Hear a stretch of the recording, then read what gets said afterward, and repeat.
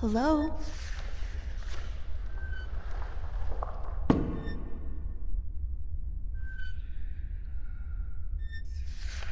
Hi.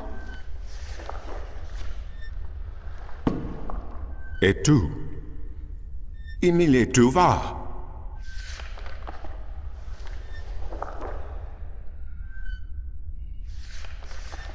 Do you speak English? Parlez-vous français? Habla español? Aku, Stark and Paras. Inomalante candra, ton maris orethesiton.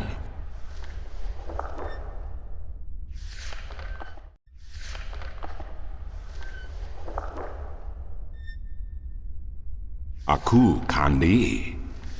Good. Niranton al voce. Sank al coda magic. Torante. Salhe.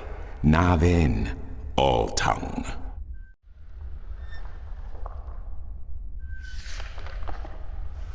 Al orta I beginning. Parasimtin you. You have thiesa I magic I Sara. I the knowledge. Aritua ya itue by generations e umani. Knowledge of all tongue. Now you have allowed the magic to enter your heart, and the knowledge of all tongue, ever present but dormant, to guide your ears and your tongue. I understand you. You speak English? Why didn't you just tell me straight away? No, child. I do not speak English. I speak Naven, all tongue, the common language of Arcadia. Arcadia? Wait a second. How did I get here? What is this place, and who the hell are you? Oh, my manners have abandoned me yet again. I'm afraid my preoccupation with ancient texts and the company of my fellow fathers have left me unequipped with the grace of social intercourse. Meaning what? That I have been rude. My name, dear child, is Tobias Grensret, and I am the Vestrum of the Sentinel, the Order of the Balance. We are the Fathers.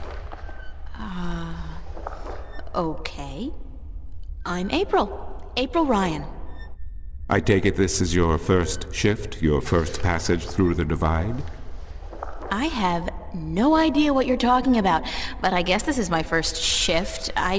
Then I will explain everything. Someone must. You are without guidance, without a mentor?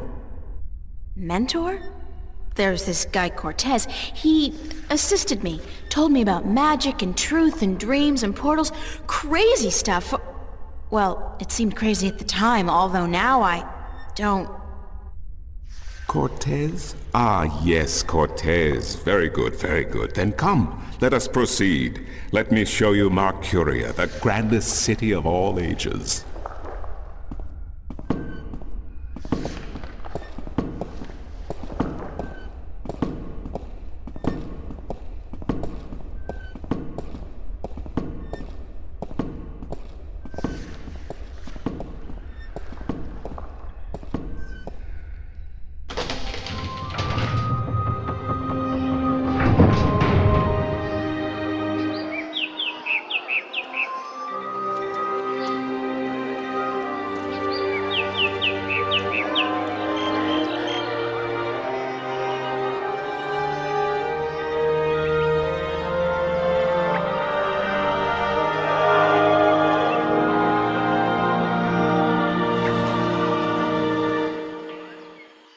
Explore Mercuria, April. See the sights, meet the people, and then, when you are ready, return to the temple.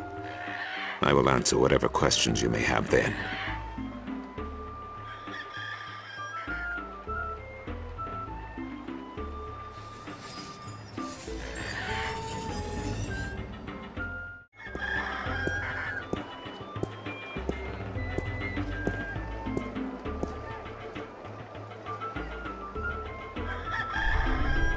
Maps, I got maps. Can I interest you in a map, miss? Top-notch, hand-drawn in quality ink by skilled sunwriters. Ain't no better in all the Northlands.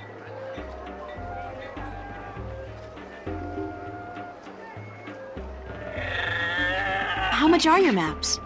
That depends, miss. I got a very nice one here of the border mountains for only 6 arons, fresh from the quill of a sunrider. Maps, get your maps here. Do you sell maps of the city? Can't help you there, miss. The Guild of Tourism has monopoly on city maps. I can tell you're not from around here, or you'd know that.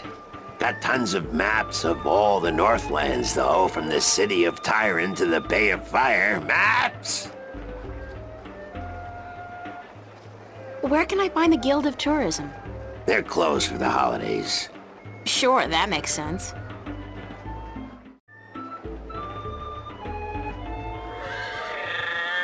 No maps for me today, thanks. Fair enough, miss, but don't expect me to come running to your aid if you ever get lost in Riverwood. Without my maps, you'll probably end up a mole's dinner or worse. Maps!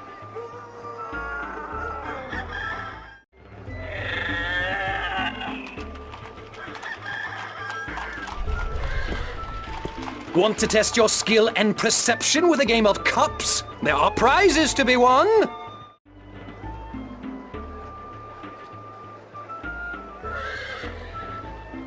What can I win? Well, there's coin, of course. Double your bet or choose from a wide variety of exotic prizes.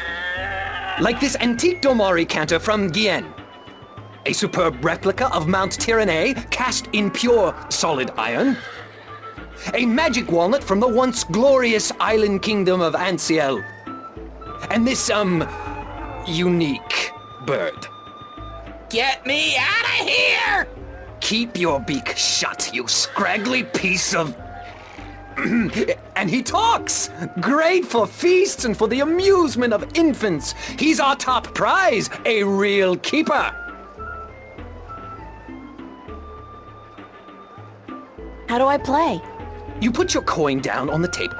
I put a cup on top of it and shuffled it around with the other 2 cups. And all you have to do is guess which one hides your coin.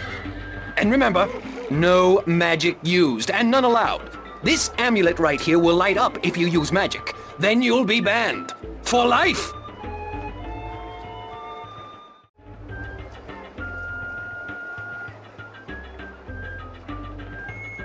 Sorry, but I'm broke. May the balance bring coin to your pocket, young lady, so that you may return to me and invest it in a game of cups.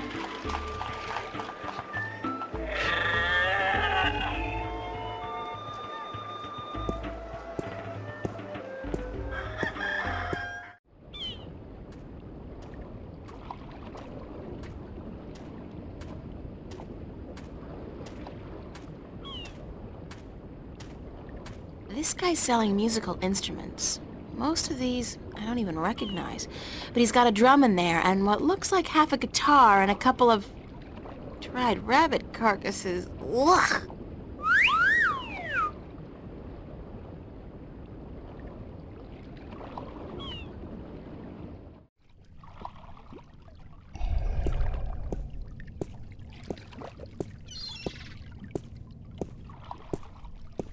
Hello, old man.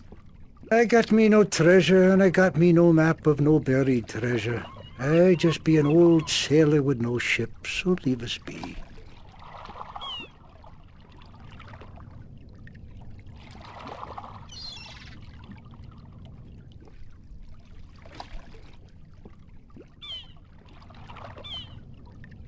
What are you doing? Mending nets, of course. What'd it look like I be doing? I'm not well versed in maritime customs. Mar what? Ah, yez mean sea life, do you not? Ah, the smell of the salty sea, the lapping of waves on your ship, the spray of cold water on your face, plump maidens in every part. Aye, I tell yez, I be having stories about the sea.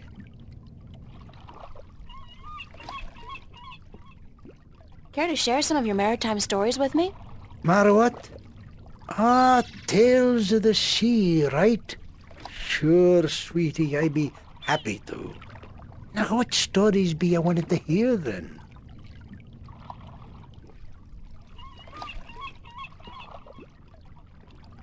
Any tale of your exciting adventures will do. I be having plenty of tales to tell. There be the tale of me adventures in the Bakshivan Empire, if you'd be interested. It'll be a tale of grand romance, just up your alley, be sure of it.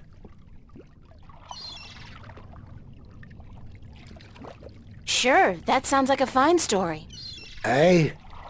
It be near on 50 years ago that I was a mate on a sturdy old lady called the Three-Legged Whore. The what? What do I be saying? She was called the Thrifty Horse, she was. Aye, that be her name. The Whittle Whatsit. You don't remember the ship's name, do you? Anyways, I be a young mate then, and we be anchored in Monterva, the grand western port of the once glorious Bakshivan Empire. I be having ship leave until the following evening, and it be me first visit to that exotic and dangerous port. So I sets out to have a look around. Now, bear in mind that Monterva be ruled by a mock, like all large Bakshivan cities. In principle, the mock be having to report to and pay half of all taxes to the emperor in Port Altaban. But with the Bakshivan Empire having all but crumbled into pieces, the provinces do be having the power to do pretty much as they be wanting. And so I sets out on me own that day to explore the city. Now, bear in mind that all the cities of the Southlands, and that be me adventures in the once glorious empire of Bakshiva. And that be how I meet me bird, how I seduce and romance the mock's daughter, how I be chased from Monterba by the mock's soldiers, and how I be the first man to walk across the desert of Shangagriel, the wastelands, and how I be getting this awful rash on. Girl, you do not be sleeping, do you?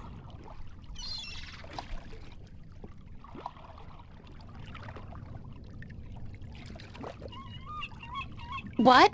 What? Sleeping? No, just concentrating really hard. Good story, though. Solid material. Ever considered doing a book?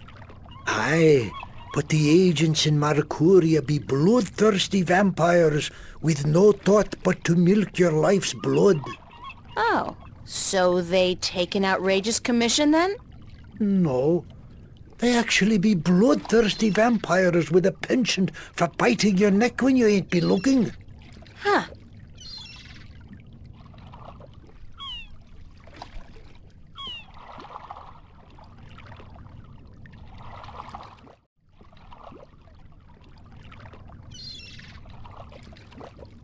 What have you got in that chest? What chest? The one you're sitting on. Oh, that be no chest, girl. That be me stool. Aye, me stool, carved into the uncanny likeness of a chest. But what's in it? No priceless treasure, that be for sure. Nothing at all. It be empty.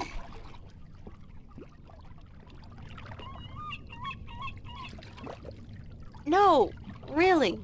What's in the chest? Oh, live snakes. Aye, snakes that'll bite your face off before you have time to jump. Better leave them be, then.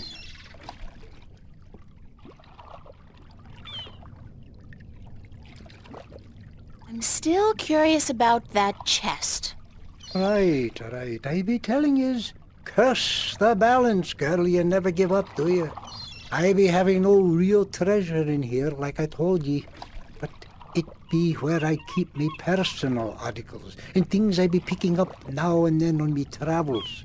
And me bed, it's where I be keeping me bed before I be losing him. I be a stupid old man. He be my best friend.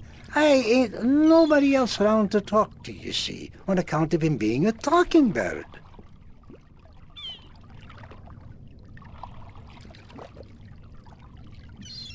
What happened to your talking bird? I be He cheated out of him. Aye, that cups handler on the marketplace be cheating me in a full game of cups, and I be having to give me bird up to try to win me money back. And what happened? He be taking me bird when I be choosing the wrong cup. Aye, my best friend taken from me. Cursed to be the balance. I be all lonesome now. The worst part is that me bird is now a prize to be won. A prize in a cups game. Beat the handler thrice and you win a prize of your choice, me poor bird. What's your bird's name? Bird. Oh.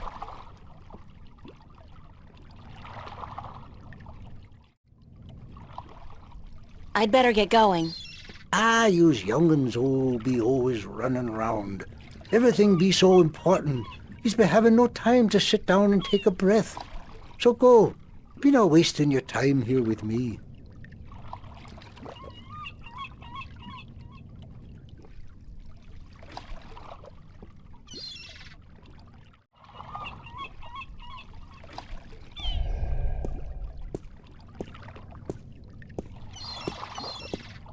Ahoy there, matey! Pardon? Isn't that how you sailors greet each other? No. What do you say then? Usually, hello. And if it's sunny, nice day for it. We might even try a how are you today then, if we're feeling adventurous. But never, ever, ahoy. This is valuable information. Aye, matey, that it be. Why aren't you out at sea? Do you see the sail on that barge over there? Yes? Is it flapping? What? Is it flapping? Is the sail flapping in the wind? No. And why is that then? Because it's not windy? Exactly. Well, can't you just use oars or something? Oh, what an excellent idea. Now, why didn't we think of that? Of course. Oars! By Jaw's stunted left arm, that's it. Why have we been moored to the dock for a month with our merchandise dropping in value when we could have just rowed our way to Gien? Are you being sarcastic? Sarcastic? Me? What in Jaw's name makes you think that? How long's it been since the last wind? Near a month. Ever since that accursed alchemist put some kind of spell on the wind. The Mojal be cursed if I know why. But it's a bloody catastrophe. I've sent some good people of mine up north to deal with him, but not one has returned. Now the Areed High Council speak of sending an entire army platoon to sort him out. But I'm afraid that just might piss him off.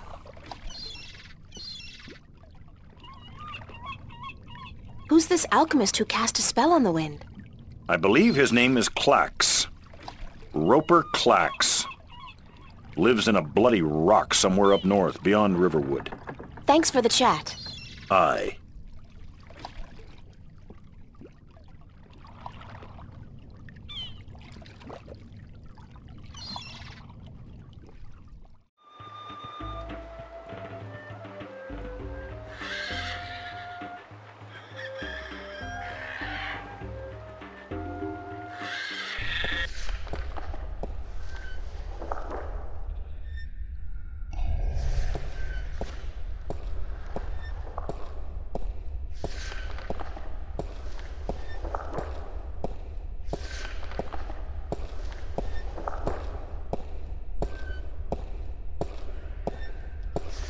Excuse me, Mr. Tobias?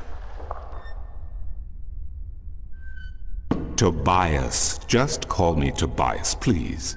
I require no ceremony from a distinguished guest such as yourself. Did you enjoy the sights? I don't know. I'm overwhelmed. Walking around out there, seeing with my own two eyes things that can't possibly exist. I kept thinking, it's all a dream. I'll wake up at any moment now and everything will return to normal. But then I realized, I'm still here. It's real. I can touch it. I can smell it. And you know what? It doesn't make sense. Nothing makes sense here. Magic, alien creatures, parallel worlds. I don't believe in those things. I don't believe in fairy tales. In your world, in Stark, there is no room for magic. That is, and always has been, the curse of science, the fallibility of logic and order. They leave no room for the imagination. If it does not fit into the narrow perception of the laws of nature that your world adheres to, it's a fairy tale. But then, magic has its downsides too. It's unpredictable. It invites chaos. It puts the balance in peril in a way that science alone never could. I keep hearing about the balance, and about Stark and Arcadia, and...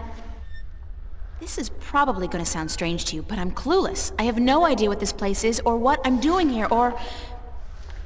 All I know is that something strange is happening in my world, I guess. I had dreams, and the dreams felt so real, and then things started happening in real life too. Things that couldn't happen, and I think I will begin at the very beginning. I believe that is why you were sent here, to learn, to understand, to see for yourself. Like you said, you cannot believe in this place. Well, you will. After you have learned the truth, you will. Come with me, and I will tell you the story of Earth as your books never have. And when your eyes and ears are open to the truth, perhaps your mind will follow. We can only hope. Come.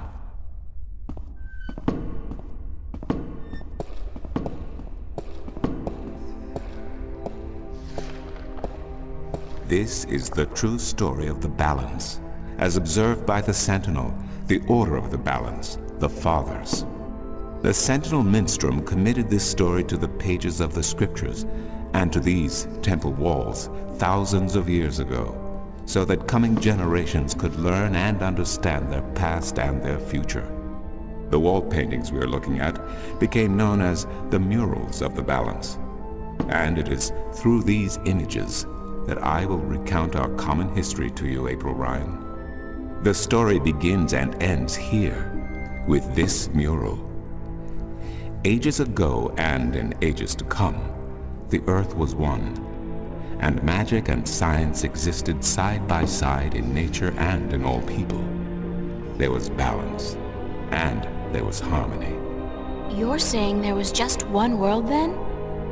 One world, one earth. Magic and science in balance with each other, within each and every living creature. The power to make the stars dance and to create life itself was within our grasp.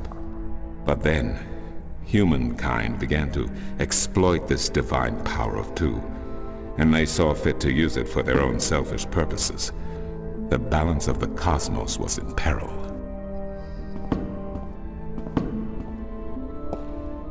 Unless something was done, unless man was humbled and learned to fear the power he wrought over cosmos, the twilight of chaos would fall upon Earth.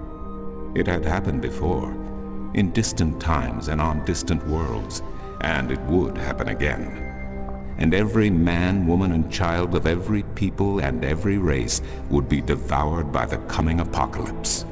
We were given a visitation then. The Drag Kin, having lived among us for untold generations, rose to offer their guidance and assistance in preserving the balance on our world.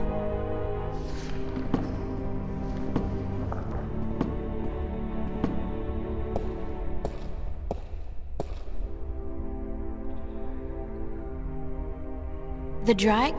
I think I've heard that name before. Drag Kin, Draken, Dragons, whichever name they go by, they remain the eternal servants and custodians of the balance. There were 4 of them here on Earth, and of the 4, one who would found the Order of the Balance, the Sentinel. The first Minstrum were instructed that magic and science would have to be separated before the balance collapsed and brought untold disaster. Earth would have to be split in 2 equal parts. Arcadia and Stark, magic and science, chaos and order. The first Sentinel were counted 13, 6 scientists, 6 magicians, and one who was between, the Drac-kin, our mentor, our custodian, our learned guide. Both magic and science were needed to perform this most difficult of tasks. To split a world in two, to create two worlds from one. Wasn't the use of that kind of power dangerous to the balance? Yes, and so for this purpose, they built a tower to channel their powers and focus them on the divide that they would create. The kin had brought a disc with them, a disc forged in the fire of their world. Placed at the base of the tower and the epicenter of the divide, the disc and the tower would become one, a conduit for the flow of magic and science. At the appointed hour, the 13 came to the tower, and with them a woman whose destiny was decided by the purpose to which she had been born. She would be the first guardian, the human protector of the balance, who would stay in the tower for 1,000 years to watch over the two worlds and to ensure that the flows of magic and science were always equal. And so the ritual began. One world was to become two, separated by the balance, and each world visible to the other only by way of dreams. Who was ushered into which world was not an arbitrary choice, nor one taken lightly. For the magical creatures, the choice was simple. They had to go to Arcadia. Their kind would not survive in Stark. But for others, families were torn apart, lovers separated, and friends lost for all eternity. Encircled by the 12 and the one who would be guardian, the disc at the base of the tower began to spin faster and faster as more and more power flowed through it, until it was a blur. Darkness enveloped the tower, but the disc glowed brighter and brighter. Reality turned, and in one moment, a new reality had been created and two new worlds born. In the tower there was silence. The original disc had disappeared, and in its place was a smaller counterpart, a similar yet different disc. Around and outside the tower the world looked different. They were now between Stark and Arcadia, between reality and dream. This was the realm of the balance and of the guardian, and it would be her home for the next 1,000 years. The one who was kin picked up the disc and said, "This disc is a counterpart to the original disc, which has now become this realm, and the key to which has been split and divided in 4. The key is the disc, and the disc is this realm." This mystified the 12, and the one who was kin continued, "Know only this. The Guardian's realm cannot be broken unless the disc is broken. But nor can it be repaired without the disc being repaired. The 4 pieces, that is the key, will be given to the 6 of you who are to be taken to Arcadia for safekeeping. Yet the key will never be complete," he went on, "without the precious stones that adorn each piece. I will keep 1, and my fellow kin the 3 others. Should the day come when this realm must be repaired, or the worlds reunited, and that day will come, you will assemble the disc, and the kin will come together one last time." With that, 6 of the 13 went to Arcadia, and 6 to Stark, and the one who would be guardian ascended to the throne. Witness the mural, where her dreams and hopes, her very soul, were locked away in the disc.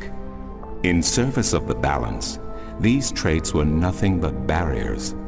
Through new eyes, the imbalance between the worlds was as clear as the stars themselves to the Guardian, and with one thought, she channeled chaos from Arcadia and logic from Stark into the disc, and redistributed the power wherever it was needed. A new era had begun, the era of the Guardian. After they left the tower, 2 of the Drac-kin went to Stark, the other 2 to Arcadia. The 6 who came to each world started what is now known as the Sentinel, the Order of the Balance.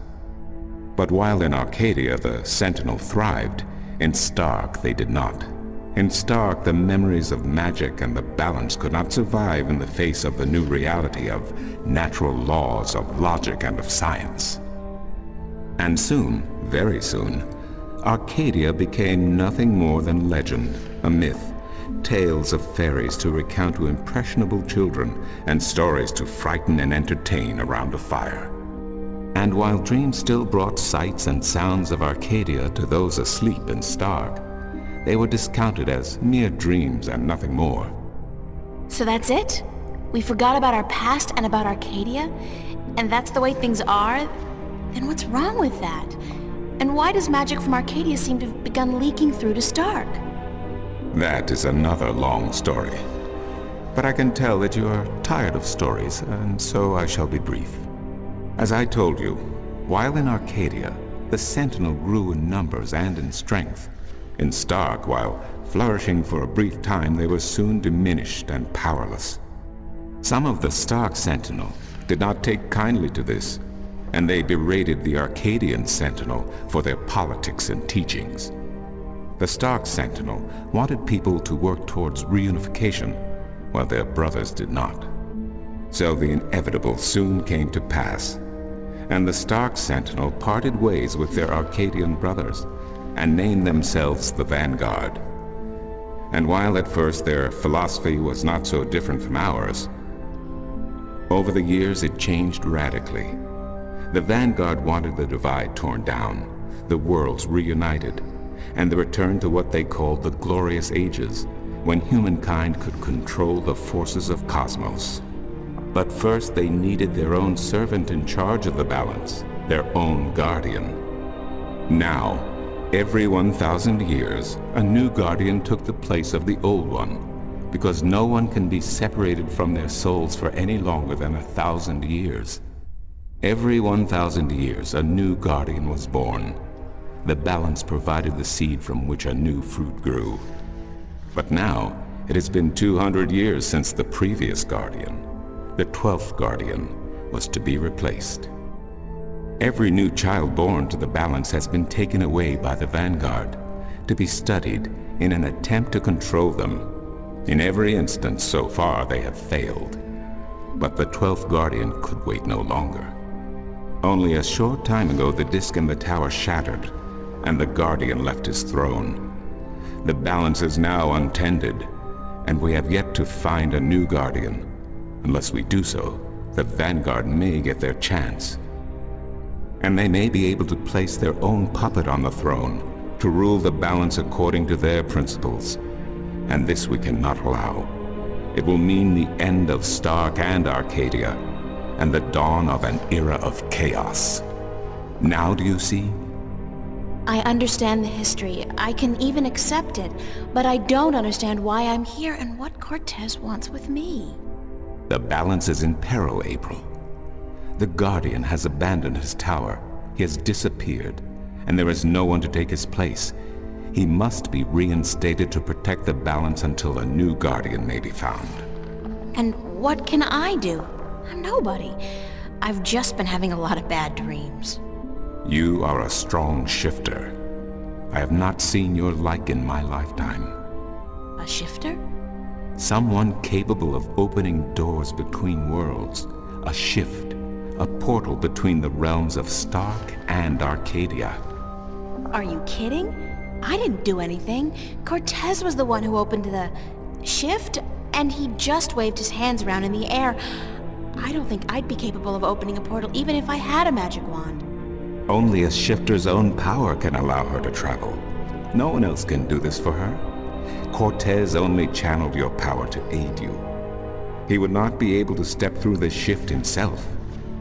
Even if that's true, I don't have any control over my talent. Not yet. But in time you will. How else do you intend to travel back to your world? God, I hadn't even thought about that yet. Can't you help me? I'm afraid not.